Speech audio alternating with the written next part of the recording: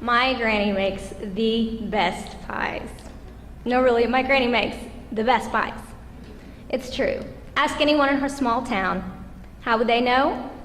Because if you live there, or someone in your house has been in the hospital, or someone in your family has passed away, or maybe it's your birthday, maybe it's just Wednesday, it's highly likely that Granny has been on your doorstep with one of her amazing pies. I remember as a very small child, and decades later,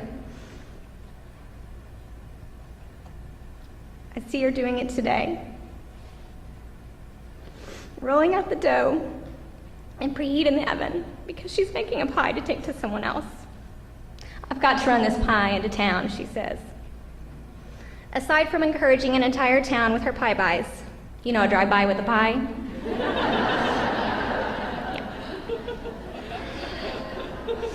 She has used her pies for good on more than one occasion. My sophomore year of high school, the only thing that stood between me and a chance to dance with an all-star dance team at Super Bowl 30 was a big, fat pile of cash. A pile of cash that my family didn't have. A pile of cash that Granny didn't have. I had qualified for the ticket there on my merit, but couldn't afford to actually experience what I had earned. Granny got on the phone, and she started selling pies to her family and friends. Phone call after phone call, conducting her own private bake sale. She raised enough money to put me on that plane to Phoenix.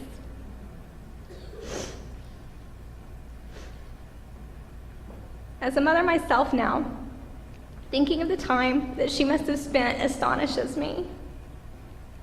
I have visions of her kitchen, stacked with empty pie shells, each one rolled out from scratch, and each one rolled out for me.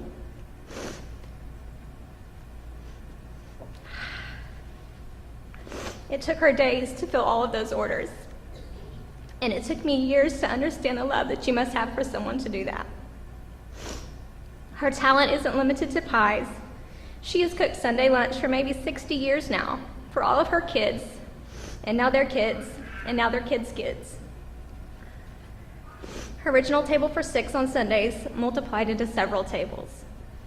Every Sunday, without fail, she cooked a holiday-style meal for the entire family and whoever my granddaddy invited to join us from church. For about 20 years, she threw a paper route on Sunday mornings before she cooked that monstrous lunch. She retired from the paper route years ago, but at 84 years old, she is still cooking lunch for her kids, her grandkids, and her great-grandkids. But now it's every other week. I photographed my granny and my sweet baby boy one Sunday after we ate lunch at her house. When I look at those images of her with my boy, I know she sees her white hair and her old hands, as she calls them. "Don't put that wrinkled old lady on Facebook," she says.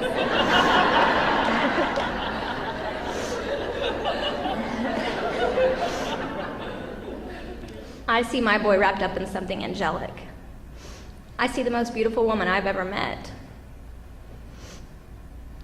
I see a life of making pies and never asking for anything in return.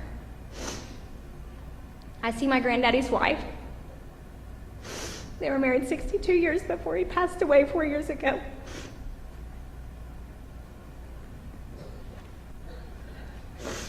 The last 4 years without him have been longer for her than the 62 years of marriage they shared. But when he passed away, she said something that made me understand that she wasn't going to miss what he did for her. She was going to miss doing things for him. The intensity with which she loves is more than admirable.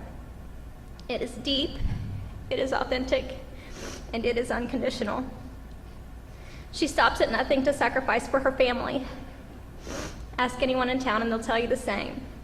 They'll also tell you she has the best pies they've ever had. I don't have her culinary gifts. I can count on one hand how many times I've attempted to roll out that dough and replicate her legendary cherry pies. My kids and future generations to come will not make special effort to attend dinner around my table because of the fantastic home-cooked meal. My kids will be at the dinner table, and their kids' kids will be there too. However, my kids will return to share their favorite part of the day and to pray to our God, who Granddaddy reminded us as he left this earth is real.